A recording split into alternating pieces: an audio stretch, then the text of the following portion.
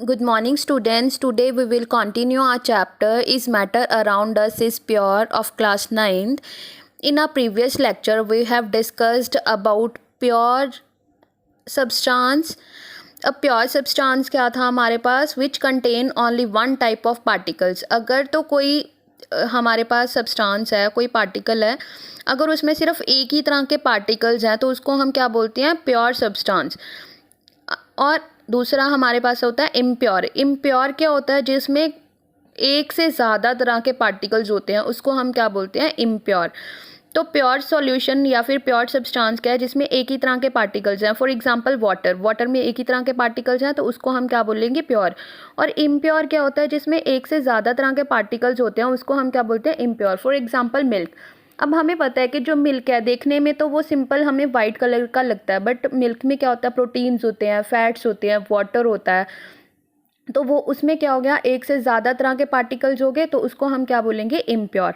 उसके बाद हमारे पास आता है टर्म मिक्सचर. मिक्सचर क्या होता है, अगर हम दो या दो से ज़्यादा पार्टिकल्स को कंबाइन कर देते हैं, मिक्स कर देते हैं, तो उसको हम क्या बोलते हैं, मिक्सचर. तो उसमें ज़रूरी नहीं है कि जो रेशियो है पार्टिकल्स की वो सेम होनी चाहिए, तो रेशियो कुछ भी हो सकती है हमारे पास. फॉर एग्ज़ाम्पल जैसे टी, अगर चाय बनानी है तो उसमें हम शुगर ऐड करते हैं, चाय पत्ती ऐड करते हैं, दूध ऐड करते हैं, वाटर. तो ये क्या हो गया, डिफरेंट पार्टिकल्स हो गए. तो ये क्या हो जाएगा, इम्प्योर सब्सटेंस, और इसको हम क्या बोलते हैं, मिक्सचर. दूसरा, इसके जो कंपोनेंट्स होते हैं उसको हम सेपरेट भी कर सकते हैं. जो इम्प्योर सब्सटेंस है, मिक्सचर है, उसके कंपोनेंट्स को हम सेपरेट कर सकते हैं by using different techniques. But जो प्योर सब्सटेंस है उसके जो पार्टिकल्स हैं उनको हम सेपरेट नहीं कर सकते.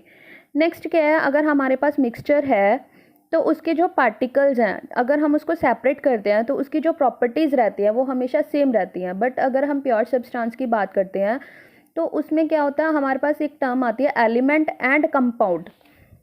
तो एलिमेंट एंड कंपाउंड क्या होते हैं, एलिमेंट्स क्या होते हैं, can not be further simplified, जिनको हम सिंप्लीफाई नहीं कर सकते. बहुत स्मॉलेस्ट पार्टिकल्स होती हैं जिसको हम क्या बोलते हैं, एलिमेंट्स. फॉर एग्जांपल जैसे हो गया ऑक्सीजन, आयरन, कार्बन. तो ऑक्सीजन क्या है, ऑक्सीजन को अगर हम ब्रेक करेंगे, क्या ऑक्सीजन है, उसको हम ब्रेक कर सकते हैं, नहीं, उसको हम ब्रेक नहीं कर सकते. हाइड्रोजन को ब्रेक नहीं कर सकते. तो ये क्या है, सारे एलिमेंट्स हैं. और हमारे पास नेक्स्ट टर्म आती है कंपाउंड. कंपाउंड क्या होता है, व्हेन टू और more elements combined chemically in a fixed ratio they form compound. अगर हम दो या दो से ज़्यादा एलिमेंट्स को कंबाइन करते हैं केमिकली, बट उनकी जो रेशियो है वो भी क्या रहती है, फिक्स रहती है, तो उसको हम क्या बोलते हैं, कंपाउंड. For example H2O. अगर हमने वाटर बनाना है तो वहाँ पे जो रेशियो है वो हमेशा यही रहेगी, H2O, मतलब H के 2 मॉलिक्यूल्स और ऑक्सीजन की 1, मतलब 2:1 ही रहेगी हमेशा. इसकी जो रेशियो है इसको हम चेंज नहीं कर सकते, तो इसको हम क्या बोलते हैं, compound. Smallest entity is molecule. इसमें जो स्मॉलेस्ट पार्टिकल है कंबाइन होके ये क्या बना रहे हैं, मॉलिक्यूल. और इसमें कंबाइन होके जो स्मॉलेस्ट एंटिटी होती है उसको हम क्या बोलते हैं, एटम. तो नेक्स्ट क्या है, component can only B separated by chemical process. इसमें जो कंपोनेंट्स होते हैं उसको सिर्फ हम केमिकल प्रोसेस के साथ ही सेपरेट कर सकते हैं. Do not retain properties of parent element. मतलब जैसे वाटर है, अगर वाटर में से हम इलेक्ट्रिसिटी पास करेंगे तो इसमें हाइड्रोजन और ऑक्सीजन अलग अलग हो जाएंगे. तो अब पहले ये क्या है, वाटर एलिमेंट है, अगर इसको हम सेपरेट कर देंगे तो ये बन जाएगा हाइड्रोजन एंड ऑक्सीजन.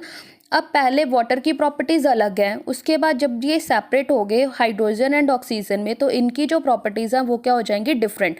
अब ये एज अ गैस बिहेव करेगा hydrogen, this is as like a oxygen gas. तो उसके बाद सेपरेट होने के बाद इनकी जो प्रॉपर्टीज़ हैं वो वाटर की प्रॉपर्टीज़ की सेम नहीं होंगी.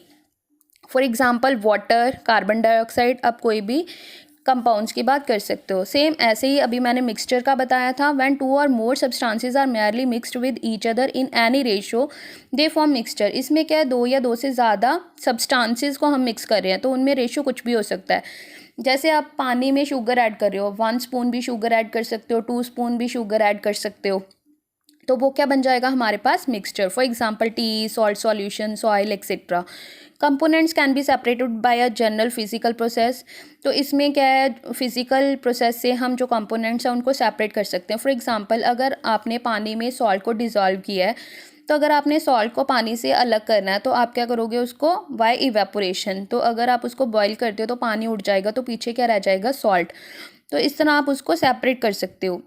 Retain properties of their parent element, और उसकी जो प्रॉपर्टीज़ होती हैं सेपरेट करने के बाद भी उनकी जो प्रॉपर्टीज़ है वो सेम रहती हैं। उसके बाद हमने किया था 2 types of mixture, homogeneous and heterogeneous. Homo का मतलब क्या होता है सिंगल, जीनियस का मतलब होता है फेज। तो वो मिक्सचर जिसका सिर्फ एक ही फेज होता है उसको हम क्या बोलते हैं, होमोजीनियस। और हेट्रो का मतलब होता है 2 और मोर, जीनियस सेम फेज, वो सब्सटेंस, वो मिक्सचर जिसमें मोर देन 2 और मोर फेजेस होते हैं उसको हम क्या बोलते हैं, हेट्रोजीनियस मिक्सचर।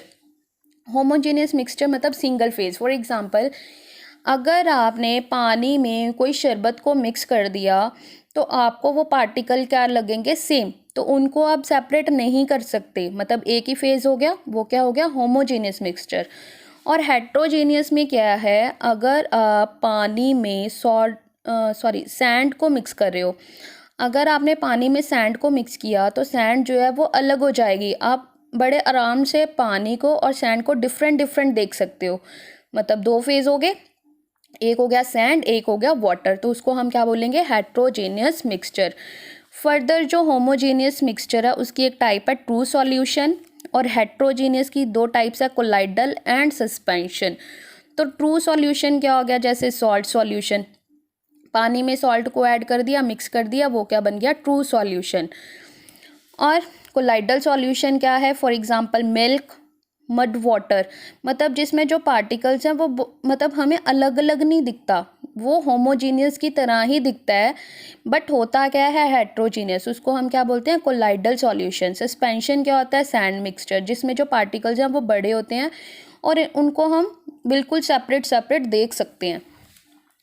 अब देखो जो साइज़ है पार्टिकल्स का वो कितना होता है, यहाँ पे ट्रू सॉल्यूशन में 0.1 to 1 nm नैनोमीटर, कोलाइडल में पार्टिकल का साइज़ क्या होता है, 1 to 1000 नैनोमीटर, और जो सस्पेंशन होता है उसमें जो पार्टिकल्स का साइज़ है वो मोर देन 1000 नैनोमीटर होता है। तो साइज़ बहुत ज़्यादा स्मॉल होता है, particles do not settle down, इतना स्मॉलर पार्टिकल्स का साइज़ होता है कि वो सेटल डाउन नहीं होते। कोलाइडल में क्या होता है, पार्टिकल्स सेटल हो जाते हैं ऑन कॉन्फ़िगरेशन, मतलब कॉन्टीन्यूसली, मतलब कुछ प्रोसेस होती है जिससे हम जो पार्टिकल्स हैं उनको सेटल कर सकते हैं। इसमें क्या है, सेटल ड्यू टू ग्रेविटी, और ग्रेविटी के कारण जो पार्टिकल्स हैं वो सेटल डाउन हो जाते हैं, मतलब हैवी होते हैं पार्टिकल्स और नीचे बैठ जाते हैं। फॉर एग्जांपल, पानी में अगर आप सैंड मिक्स कर रहे हो, सॉइल मिक्स कर रहे हो, तो थोड़े टाइम बाद आप देखोगे पानी ऊपर आ जाएगा और सैंड नीचे सेटल डाउन हो जाएगी। Components can not be separated bye filtration, particles इतने छोटे होते हैं उनको हम फिल्टर करके सेपरेट नहीं कर सकते। Component can not be separated bye filtration, इसमें भी जो पार्टिकल का साइज़ है वो बहुत स्मॉल होता है, उसको भी हम फिल्ट्रेशन से सेपरेट नहीं कर सकते। इसमें जो पार्टिकल का साइज़ है वो बड़ा होता है जिसको हम सेपरेट कर सकते हैं bye filtration. Do not scattered light, इसमें पार्टिकल इतने छोटे होते हैं, इतने स्मॉल होते हैं, जो लाइट है वो स्कैटर्ड नहीं होती, लाइट उन पर फॉल करती है तो वो एज क्लियर सॉल्यूशन ही दिखता है, लाइट का पाथ चेंज नहीं होता। Scattered light Tyndall effect, scattered light मतलब क्या है, इसमें पार्टिकल्स होते हैं, साइज भी होता है, जब लाइट पार्टिकल के साथ स्ट्राइक करती है तो वो क्या हो जाती है, अपना पाथ चेंज कर लेती है, तो जिसको हम क्या बोलते हैं, स्कैटरिंग ऑफ लाइट, तो उस इफेक्ट को हम क्या बोलते हैं, टिंडल इफेक्ट।